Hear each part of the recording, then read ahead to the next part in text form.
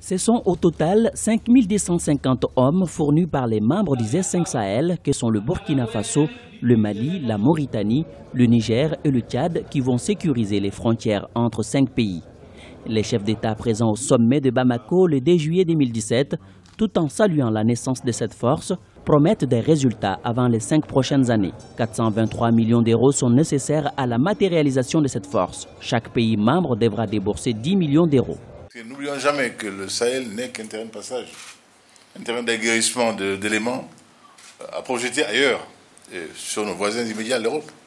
Donc je pense que là, dans les temps à venir, avec cette mobilisation au niveau de l'Europe et au niveau du monde, nous aurons sûrement d'autres idées par rapport à ces modes de financement alternatifs qui vont peut-être nous permettre d'aller plus loin encore dans l'ambition de faire de ce G5 Sahel, sa force conjointe en tout cas, un élément de lutte efficace au niveau de la région contre le terrorisme.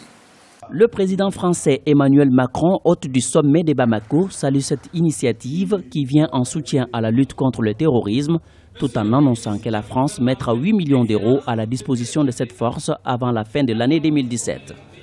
Outre la fourniture d'équipements militaires, la formation des hommes composant la force, la France entend financer des projets de développement agricole et pastoral et d'autres domaines à hauteur de 200 millions d'euros sur les 5 ans à venir.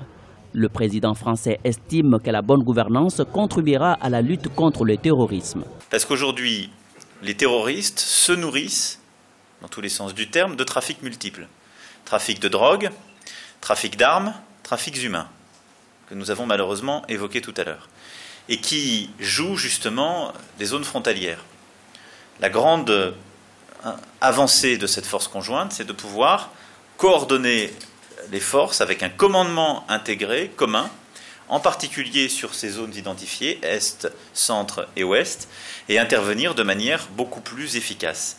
En aucun cas, cette force conjointe ne vient se substituer ou se confondre avec la mission ou de Barkhane ou de la MINUSMA.